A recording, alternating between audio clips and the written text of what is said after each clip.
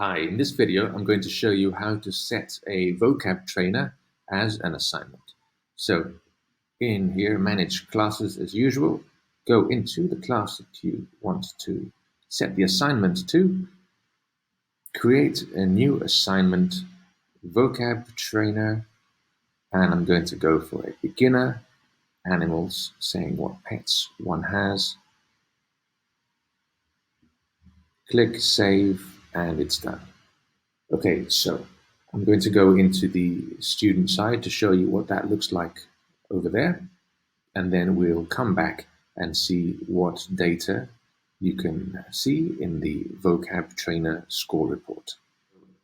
This is my student, who is called student. Nominative determinism there, perhaps. So he signs in, clicks on classes, joins his class, and then he sees the assignment that's just been set. He hits play. He has a little go in the presentation, learns the language there, goes to the self-study, and in only 5, 6, 7 seconds, he has learned the whole set, because this guy is a phenomenon. So tengo un pez, fish, like so. Tengo una tortuga, I have a turtle. Tengo un perro, I have a dog. And he is number one in his class. If there were more students playing, then that would populate the leaderboard, and the student can carry on playing in matchup on harder levels or go to tiles, gap fill, beat the computer, and translation.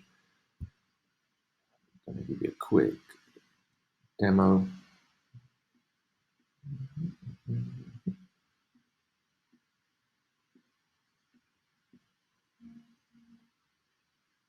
Okie dokie.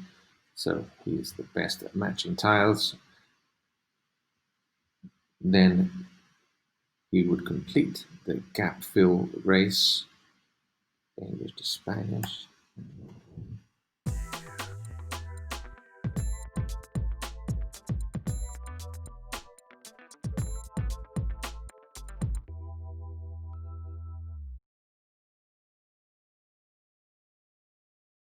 Then he would play Beat the Computer.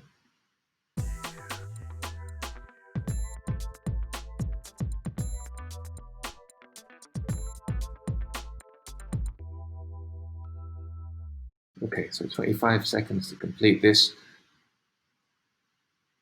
Puts me at the top of the leaderboard.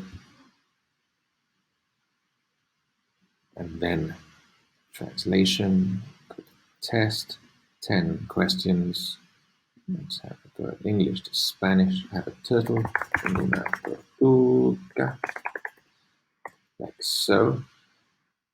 Tengo un loro, etc. So these are the two that I know. I don't know the others. I probably would as a student if I'd gotten this far. Submit for checking, and I've got a score of 2 out of 10. So I've completed this translation mode. Okay, and now I'm going to jump back to the teacher side so that you can see what the teacher would be seeing. Okay, and back to the teacher side, and via the manage classes, we can see the score report for the vocab trainer. If you click on the score report, you'll see which student has been active already. By clicking on the refresh, it will refresh what the student has done, but also show you if there are any students in the class who haven't yet engaged with the activity. So starting from left to right, presentation shows you that they spent 20 seconds looking at the vocab in the presentation. Students sometimes ignore the presentation and go straight to self-study, which is fine. Then the student spent 5 seconds on self-study, as I said, and I can see that this student completed the matchup activity once on easy mode. They completed tiles once on easy mode. They completed the gap fill race once on easy mode, English to Spanish. And then they completed beat the computer on easy mode English to Spanish, and that's all that they did. What you would normally see, obviously, in a class with 20, 30 students, you see a panorama of students who have done different levels. And what's quite interesting is when you have if you're doing a lesson over Zoom, for example, it's very, very easy to give nice shout outs to students, such as, oh, wow, student 3 just beat the computer into Spanish on medium mode. Very impressive, student 3. Oh, and student 4 has just done something else, which is nice. With the translation, at the moment, there's only a record of completion. So we can see that this student completed English to Spanish translation. At the moment, the purpose of the vocab trainer is for students to practice on the vocab in a sequence that leads to a successful outcome.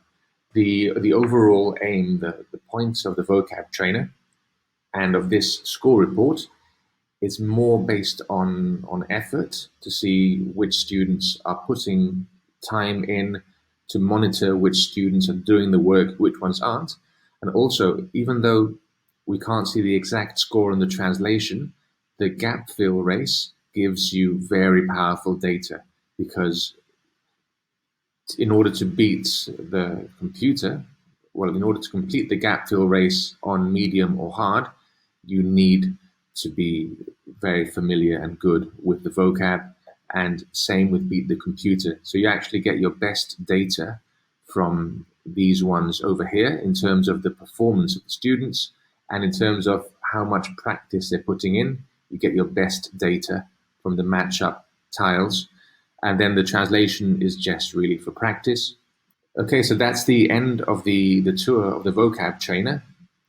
If you have any feedback, do leave some comments on the Facebook page or on the YouTube channel, and we hope you enjoy using it. Thank you very much, and see you on the Language Gym.